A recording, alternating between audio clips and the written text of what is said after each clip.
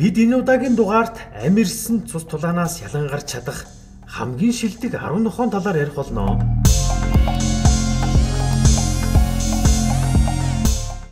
Хэдэн мянган жилийн өмнөөс хүн төрлөختөн зэрлэг ан амьтныг агнах төрөл бүрийн арга хэрэгсэл зэвсгийг туршсаар ирсэн. Үүний дунд хүний жинхэнэ үнэнч хамтрагч болох нохойг ашиглах нь түгээмэл байсан. Зэрлэг гахаан ам бол нохойд хамгийн их хохирол учруулах аюултай ангийн нэгэн төрөл юм.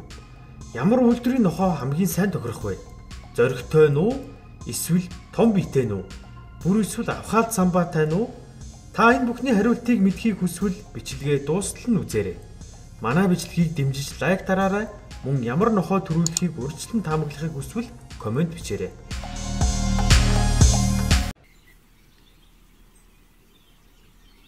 За ингээд 10 дугаар байранд Хайде Террер. Германаас гаралтай Хайде Террер үйлдвэр 1970 онд гарч ирсэн. Ханс Вернер Янке, Карл Хайнц Мархоф, Адольф Хайнрих нарыг Хайде Террерийн эцэг гэж үздэг. Тэд ан агнуурын ягд болон фокстрерээс том биетэй хэрнээ цастай хүнд хэцүү газарт зэрлэг гахаанд маш сайн тохирох анч нохойг хайж байсан. Тийм ч учраас Айределе Террер Дойче Яг Террер болон мэдрэлжилтийг илүү сайжруулах зорилгоор Бүл Террер гэсэн 3 террерийг эвлэлзүүлэхээр шийджээ.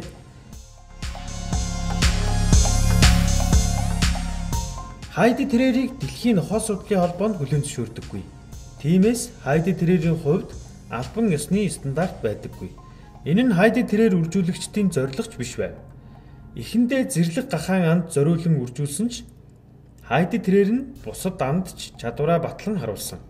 Хайде Террер нь маш сайн үнэрлэх чадвартай тул цагдаагийн албанд хар тамхи, тесэрч дэлбэрэх бодис илрүүлэгч нохой болгон ашигладаг.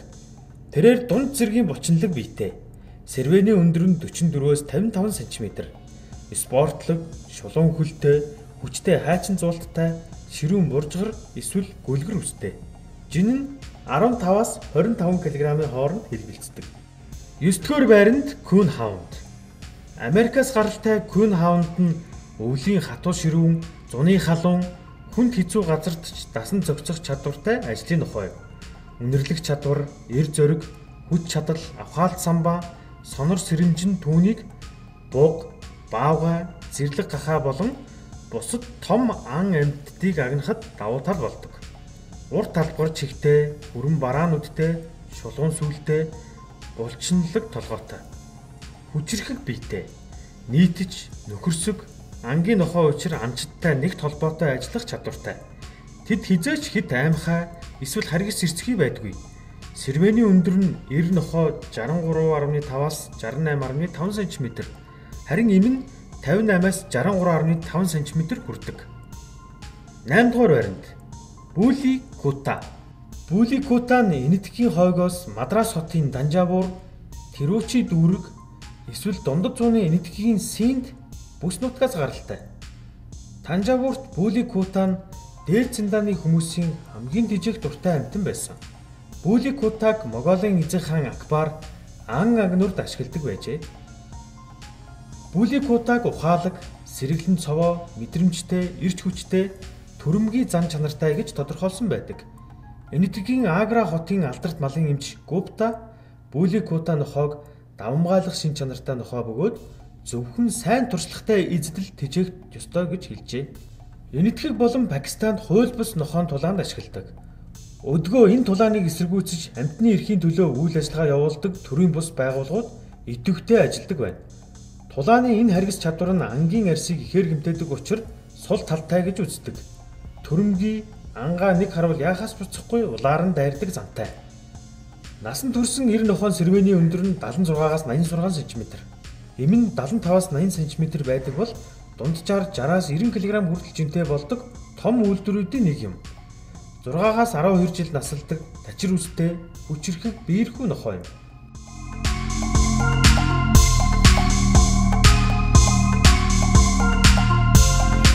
Долдугаар байранд Монгол тайг нохой. Монгол тайг нохойг ихэвчлэн чонын анд ашигладаг бөгөөд хүчрэхэг ангийн инстинкт нь ямар ч анд тохиромжтой. Энэ нохой нь хүчрэхэг зоригтой, хурдтай, ухаалаг, эзэндээ дүлгөөн тайван байгалийн хүнд нөхцөл дасан зохицох чадвартай. Зэрлэг гахаан амт жижигдэр биетэй, хурдан гавшихаа хөдөлгөөнтэй, авхаалт самбаа сайтай нохот нь илүү тохиромжтой байдаг. Тайг нохоог чоныг дийлэх 10 нохойн үйлдвэрт хэддүгээр байранд орсныг мэдхийг хүсвэл карт хэсэгт дарж үзээрэй.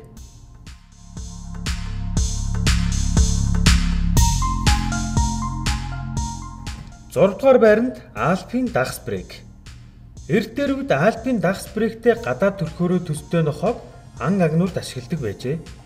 1800 оны сүүлээр Хабсбургийн угсаа залгамжлах хунтайж Рудольф Турк Египт рүү ан хийх аялалдаа Альпийн дагас брейкийг ашигласан байна.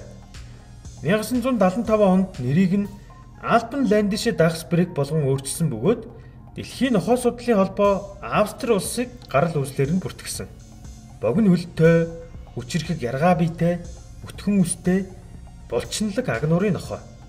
Ууланд ан хийхэд ашигладаг ба ямар ч цаг агаар тэсвэртэй.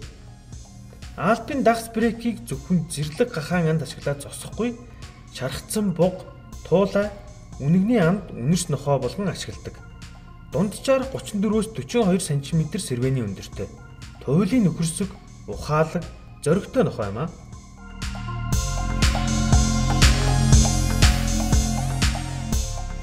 5 дугаар байранд Кириллиан Бердог.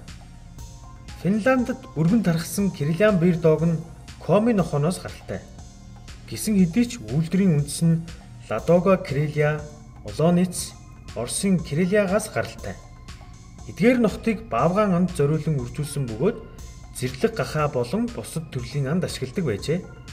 1936 оноос хойш тун амьтны анд зориулан үржүүлж эхэлсэн бөгөөд 1945 онд анхны үйлдвэрийн стандартыг баталжээ.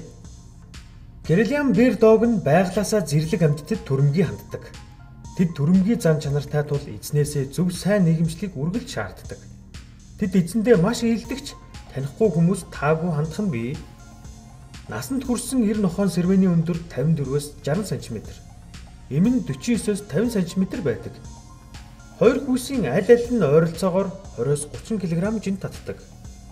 Зузаан ноолуур суудаг, шулуун ширүүн үстэй, өнгө нь хар болон цагаан өнгөнөөс бүтэх ба өнгөний хамгийн тохиромжтой хувь нь 70% нь хар, 30% нь цагаан байна. Сүүлний үзүүрийн өнгө нь цагаан ба цагиргалуул нь тогтдог. Үнэрлэх чадвар сайн учир ангаа олоод анчид ирэх хүртэл удаан хугацаанд торгоох чадвартай. Зориг төвчээр хурдан шаламгай хөдөлгөөн нь түүний давуу тал болдог. 4-р байранд Тулааны мангас бидний сайн мэдих Питбул. За түр байж байгаа бигээс нэг хэрэгтэй мэдээлэл өгөөтгий. Тун удахгүй Монголд албан ёсны эрхтэйгээр Fitmin брэндийн Европт үйлдвэрлэсэн супер премиум ангиллын нохоо морны хоол орж ирэх гэж байна. Fitmin. Түүний тулааны чадварыг анчид зүгээр нэг орхиог нь мэдээж. Зэрлэг гахаан анд маш ихээр ашигладаг үйлдвэр бол яах аргагүй Питбул. Мохошгүй дайчин чанар, хурдан шаламгай хөдөлгөөн, эр зориг, хүчтэй хазалт нь үргэлж давуу тал болдог. Хэрвээ та Питбулыг хууль бус аюултай үйлдвэрийн чагсаалтад хэддүгээр байранд орсныг мэдхийг хүсвэл карт хэсэг дараарай. Харин үйлдвэрийн талаар илүү дэлгэрэнгүй мэдхийг хүсвэл нохоон үйлдвэрүүд плейлист рүү орж үзээрэй. 3 дугаар байранд Deutsche Jagdträger. Энэ жижигхэн нохоо юу гэж та бодоод амжсан уу? Тэгвэл тэр бол зүгээр л пуужин л гэсэн үг. Дэлхийн 1-р дайны дараа идэвхтэй амчтын бүлэг хүчирхэг Foxtrot клубээс салсан. Тэдний зорилго нь амчтын цорын ганц зорилго болох маш сайн амч үйлдвэрийг бий болгох явдал байна. Туршлагатай амчид болон нохой судлаач Рудольф Фрис, Волтер Зангенберг, Карл Эрих нар Грюневальд ялангуяа хар, бор хөргөн ангийн нохойг сонгохоор шийджээ. Германы Deutsche Jagdträger клуб нь 1926 онд байгуулагдсан. Энэхүү нохооны сэрвэний өндөр нь 90 болон эм нохоо нь 33-аас 40 см байдаг. Шаргуу, ажилдаа дуртай, тэсвэр төвчээртэй, эрч хүчтэй, найдвартай, нийтж сурах чадвартай, аймхаа болон түрэмгий биш. Өнгөний хувьд хар, улаан халтар, эсвэл сааралдуу харанхуйтай. Жижигхэн биетэйч ангийн төлөө амиа өгөхөөс буцахгүй зоригтой нохой. Жагсаалтын 2 дугаар байранд итгэл төгс Dogo Argentino.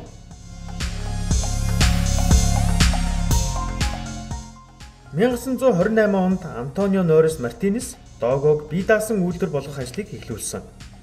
Дого нь том ангийн анч нохой бөгөөд эрен хайх, аврах, цагдаад туслах, албаны нохой хараагүй хүмүүст зориулсан хөтөч цэргийн ажилд ашиглагдах бүрэн боломжтой. Дого Аргентино гэр бүлээ хамгаалах хүчтэй төрөлхийн зүйн совинтой ухаалаг зоригтой нохой юм. Дотны хүмүүс танихгүй хүмүүсийг ялгаж салгадаг тул тэднийг бага наснаас нь сайн сургаж нийгэмшүүлэх нь чухал.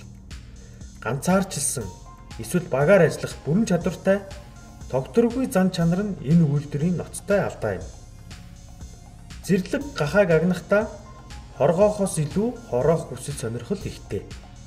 Тэрээр хизээж бусад үйлдвэрийн нохот шиг хуцаж хоргоодоггүй. Эргэлзэх зүйлгүй цусаа гартал үзэлцэхэд үргэлж бэлэн байдаг.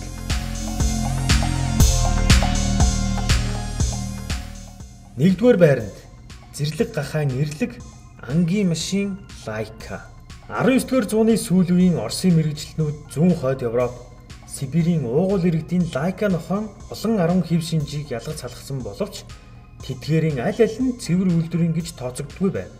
Оросууд анч зарим Лайкаг мөглөөс аврахыг хичээж Оросын янз бүрийн мужуудаас Европын хотуудад авчирч цэврээр нь үржүүлж байв.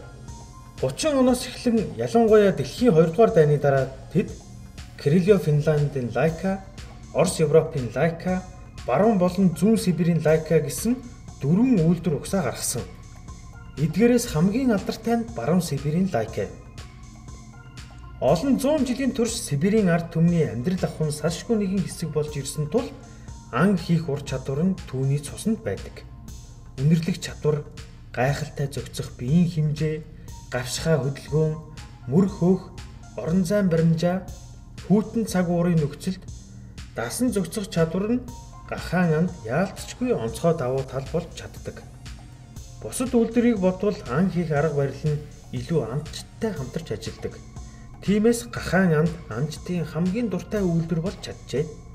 Лайка нэхлээд зэрлэг гахааг үнэрлэж олно. Дараа нь шууд зэрлэг гахаа руу довтлох нь нохойн амь насанд эрсдэл дагуулдаг учраас гахааг олсон бол шууд дайрахаасаа илүү ихэнхдээ маш сайн хоргоож анчтад тусалдаг. Дундаж хэмжээний биетэй 48-аас 64 см-ийн сервэний өндөртэй 21-ээс 30 кг жинтэй 12-оос 13 насалдаг. Өнгөний хувьд хар, цагаан, бор, улаан, саарл байдаг. Та нохойн тухай эдгээр болон бусад маш сонирхолтой мэдээллийг цаг алдалгүй үзэж байхыг хүсвэл subscribe дарж хонх хэсгийг идэвхжүүлээрэй. Дараа уулзтлаа түр баяртай.